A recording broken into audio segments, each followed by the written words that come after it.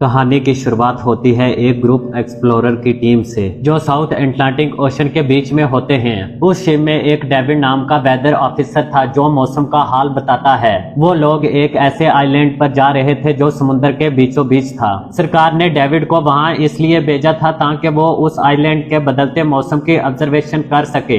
David को वहां लगभग एक साल तक रुकना था मौसम का डेटा कलेक्ट करने के लिए। पूरे साल मौसम का डेटा कलेक्ट करने के बाद फिर उसे वापस लौट आना था। डेविड को साल भर का खाना और जरूरत का सामान दे दिया गया था। कई दिन के सफर के बाद वो उस आइलैंड पर पहुंच जाते हैं। वो लोग बोट की मदद से उस आइलैंड पर उतरते हैं। ये आइलैंड पूरी तरह से वीरान था, यहाँ तक कि एक परिंदा भी दिखाई नहीं दे रहा था। उस आइलैंड पर एक लाइट हाउस और एक छोटा सा घर था जहाँ डेविड को रहना था, क्योंकि इससे पहले वहाँ रॉबर्ट नाम का एक वेदर ऑफिसर रहता था। उसने एक साल तक अकेले उस आइलैंड पर रहकर मौसम का डेटा कलेक्ट किया।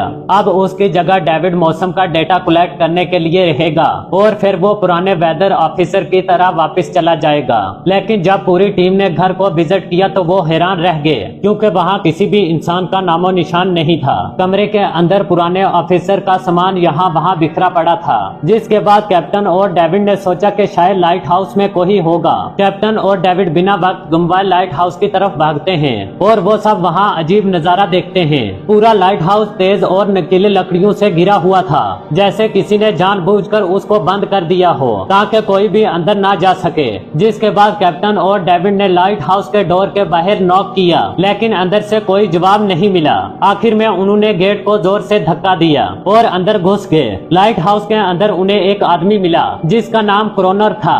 जब इन्होंने जोर से पुराने वेदर ऑफिसर रॉबर्ट के बारे में पूछा तो उसने जवाब दिया वो तो मर गया है। वो समुद्र की तरफ गया और दोबारा कभी लौट के वापस नहीं आया। क्रोनर की बात सुनकर डेविड और कैप्टन दोनों चौंक गए। ये सब सुनने के बाद कैप्टन ने डेविड से कहा, अगर तुम अब भी चाहो तो हमारे साथ चल सकते हो। लेकिन डेविड ने वापस जाने से इनकार कर दिया। डेविड ने सोचा अगर वो सरकार को इस आइलैंड का एक्यूरेट वेदर रिपोर्ट देगा तो उससे काफी मोटी रकम मिल सकती है।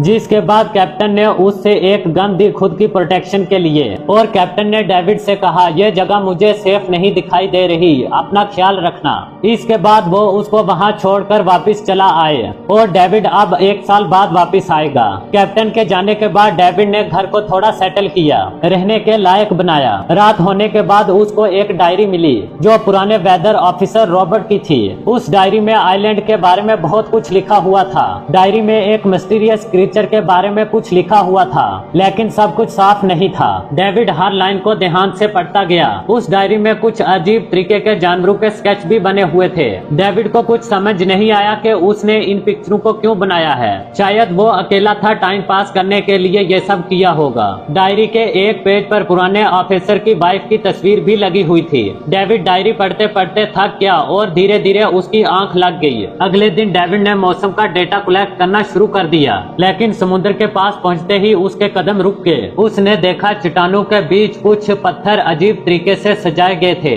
और उनके बीच शेल्स रखे गए थे। डेविड ने सोचा शायद ये सब क्रोनर ने किया होगा। वो ये सब सोचकर अपने काम में लग गया। काम के दौरान जब उसने दूरबीन से लाइट हाउस को देखा तो उसको क्रोनर के अलावा एक और इंसान भी दिखा, मगर पलक झपकते ही वो गायब हो गया। डेविड ने दोबारा उसको देखने की कोशिश की, लेकिन उसको लगा ये उसका वहम है। रात को डेविड अपने काम में बिजी था, तभी दरवाजे पर नॉक हुआ। उसको लगा शायद ये क्रोनर है। डेविड ने उसका नाम पुकारा मगर कोई जवाब नहीं मिला। हाथ में लैंप लेकर जैसे ही डेविड दरवाजे की तरफ बढ़ा तो उसके कानों में अजीब सी आवाज गूंजी जो किसी इंसान की बिल्कुल भी नहीं थी। और फिर उसने देखा गेट के नीचे से एक अजीबोगरीब क्रीचर का हाथ अंदर आने की कोशिश कर रहा था। वो इंसान का हाथ बिल्कुल भी नहीं था। यह देखकर डेविड के पांव थले जमीन खिसक गई। वो तुरंत बेसमेंट की तरफ भागा और वहां पर जाकर छुप गया। कुछ ही देर बाद वो मिस्टीरियस क्रीचर घर के अंदर आ गया और डेविड को ढूंढने लगा, मगर डेविड बेसमेंट के छोटे से दरार से उसको देखने लगा। डेविड की छोटी सी हलचल की वजह से क्रीचर ने उसको देख लिया। उसके बाद वो क्रीचर डेविड को मारने के लिए तेजी से उसकी तरफ भागा,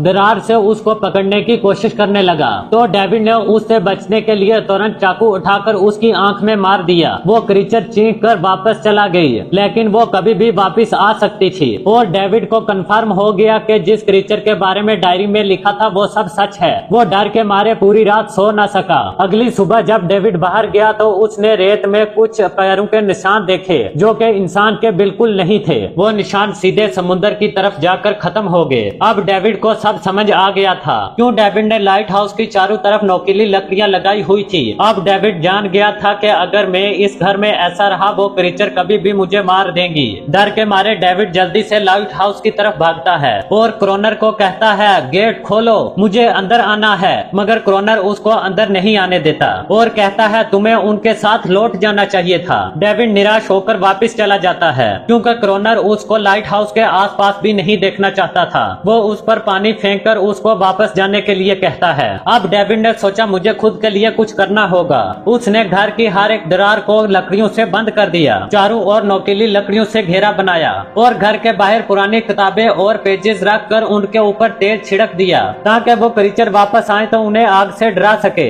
लेकिन एक बात थी जो डेविड नहीं जानता था, वो उसको आज रात पता चलेगी। खुशकिस्मती से उसको उस घर में एक पुराना बॉक्स मिला जिसके अंदर एक गन थी और बहुत सारी बुलेट। ये देखकर उसको जिंदा रहने की थोड़ी सी उम्मीद मिल गई। जैसे जैसे सूरज ढलने लगा डेविड के दिल में डर बढ़ने लगा। कुछ ही देर में चारों ओर रात का अंधेरा छा गया। डेविड हाथ में गन लेकर चुपके से एक कोने में बैठ गया। इसकी दिल की धड़कनें तेज हो गई। तभी एक तेज आवाज सुनाई दी। डेविड ने चुपके से खिड़की से बाहर देखा और उसके पैरों तले जमीन खिसक गई क्योंकि सिर्फ एक नहीं कई सारी क्रीचर समुद्र से निकलकर उसकी तरफ आ रही थी और कुछ ही देर में वो सारी इकट्ठी होकर दरवाजा तोड़ने लगी। डेविड ने तुरंत गोलियां चलानी शुरू कर दी जिनमें से कुछ क्रीचर गिरकर मर गई। डेविड ने सोचा वो गन की आवाज सुनकर डर के भाग जाएंगी, लेकिन अपने साथियों को मरता हुआ देखकर वो और भी ज्यादा गुस्सा हो गई। तब डेविड ने प्लान बी को अपनाते हुए बाहर रखी पुरानी किताबों को आग लगा दी।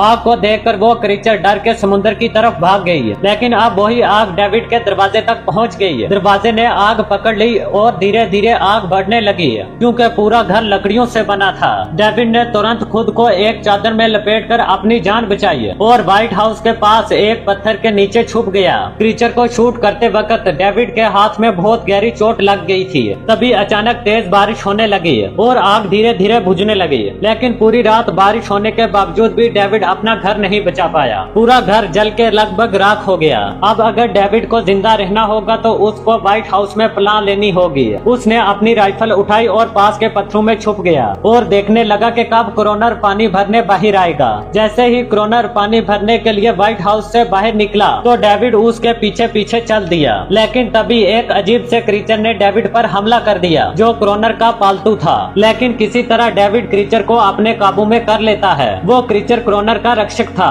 जब वो उस क्रीचर को शूट करने ही वाला था तभी क्रोनर ने उसको रोक लिया, कहा रुक जाओ ये मेरा पालतू है। डेविड ने गोली नहीं चलाई और मौके का फायदा उठाते हुए उसने एक शर्त रखी, अगर इसको जिंदा रखना है तो मुझे लाइट हाउस में रहने की जगह दो। जिसके बाद क्रोनर ने हाँ कर दी क्योंकि डेविड के पास बहुत सारा खाना और गन पाउडर था। शाम होने से पहले पहले दोनों सारा सामान लेकर लाइट हाउस में चला गए और वो दोनों आराम से सो गए। अगली सुबह वो क्रीचर चुपचाप डेविड का हाथ चाट रहा था। जब वो जागा उसने देखा क्रीचर के चाटने की वजह से उसका हाथ ठीक हो चुका था। ये सब देखकर डेविड हैरान हुआ और डेविड अब क्रोनर से इस क्रीचर के बारे में जानना चाहता था और ये सब दुनिया के सामने लाना चाहता था क्योंकि ये किसी जादू से कम नहीं था। डेविड ने सोचा अगर हम इस क्रीचर का राज दुनिया के सामने लाते हैं तो डेविड और क्रोनर अच्छा खासा नाम और पैसा कमा लेंगे। लेकिन क्रोनर को ये सब नहीं चाहिए था। वो इस आइलैंड से नहीं जाना चाहता था क्योंकि क्रोनर का इस दुनिया में कोई नहीं बचा था। उसके लिए यही आइलैंड परफेक्ट था